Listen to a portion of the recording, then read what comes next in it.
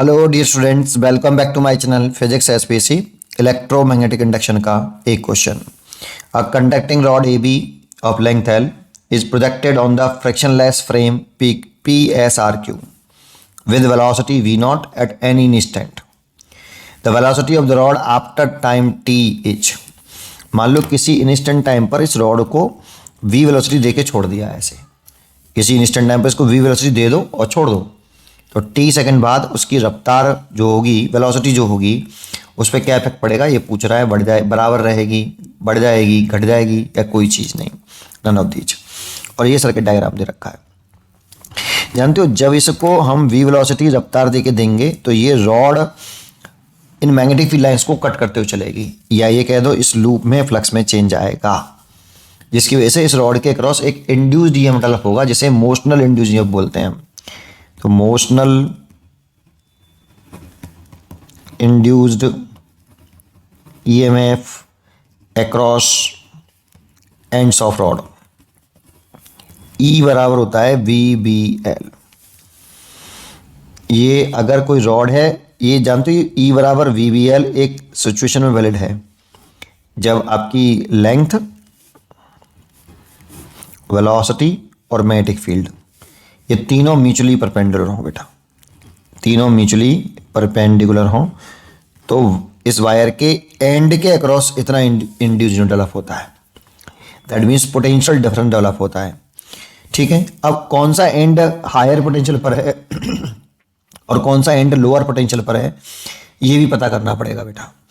तो ये पता करते हैं मैग्नेटिक फोर्स की डायरेक्शन से, और ये होता है Q V vector cross B vector.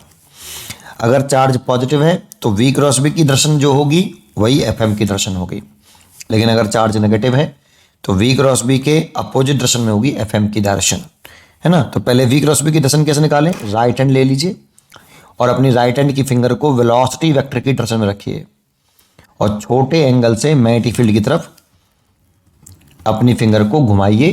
छोटे एंगल से वेलोसिटी से मैग्नेटिक फील्ड की तरफ घुमाइए। तो देखो, वेलोसिटी की डायरेक्शन में मैंने राइट हैंड की फिंगर रख ली और मैग्नेटिक फील्ड है नीचे की तरफ, अंदर की तरफ। तो अपनी फिंगर को छोटे एंगल से मैं मैग्नेटिक फील्ड की तरफ घुमा रहा हूँ ऐसे। तो थंब आ रहा है इधर, ये थंब वी क्रॉस बी की डायरेक्शन को बताता है। अगर चार्ज पॉजिटिव है तो इस वायर के अंदर जो पॉजिटिव चार्ज होगा, इस रॉड ए बी के अंदर जो पॉजिटिव चार्ज होगा, उस पर जो फोर्स लगेगा एफ एम, वो इधर लगेगा, और नेगेटिव पे लगेगा वो जस्ट अपोजिट हो जाता है ऐसे। तो इसका मतलब ये पॉजिटिव एंड होगा और ये नेगेटिव एंड। दैट मीन्स ये हाई पोटेंशियल हो गया और ये लो पोटेंशियल हो गया। इसको आप ये कह सकते हो कि ये V A minus B B की जो वैल्यू आएगी ये प्लस की आएगी, और कितनी आएगी? बी बी एल आएगी। ये इंड्यूस्ड ईएमएफ पोटेंशियल डिफरेंस होता है रॉड के एंड के क्रॉस। ठीक है सर। अब करंट कैसे फ्लो करेगी बेटा? अब बच्चे सोचते हैं करंट जो है high potential to low potential ऐसे करंट फ्लो कर जाएगी।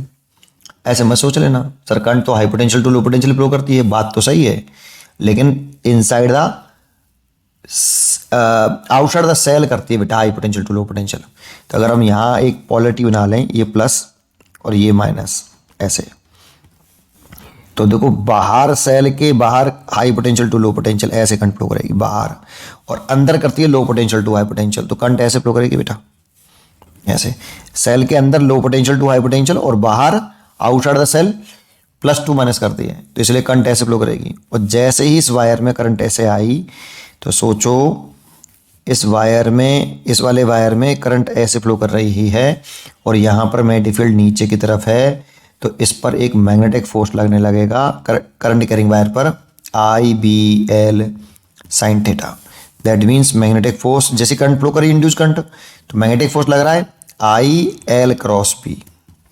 अब इस एल की डायरेक्शन हमेशा करंट के अलॉन्ग होती है, तो एल क्रॉस बी कर लो, मैग्नेटिक फील्ड नीचे की तरफ है और एल की डायरेक्शन हो गई ये एल वेक्टर की डायरेक्शन हो गई ऐसे, करंट के अलॉन्ग होती है। तो एल ये हो गया, राइट हैंड का फिंगर एल वेक्टर की डायरेक्शन में, और उसे बी की तरफ छोटे एंगल से घुमा दो, एल से बी की तरफ घुमा दो छोटे एंगल से ऐसे। तो एफ एम इधर लग रहा है बेटा, एफ एम इधर लग रहा है, तो मैग्नेटिक फोर्स इधर लगेगा इस पर, और मैग्नेटिक फोर्स इधर लगेगा और वेलोसिटी इधर है ऐसे। तो ये करंट फ्लो करने की वजह से इस पर मैग्नेटिक फोर्स लगा इधर, और ये फोर्स इसकी वेलोसिटी को उठाएगा, बढ़ाएगा, सोच के देखो। तो ये फोर्स इसकी वेलोसिटी को घटा देगा, तो आफ्टर t सेकेंड बाद जो इसकी वेलोसिटी होगी वो v0 से कम हो जाएगी। इसीलिए इसका चॉइस होनी चाहिए सी। उम्मीद करता हूँ कि आपको ये जरूर समझ में आया होगा। पढ़ते रहिए और खुश रहिए।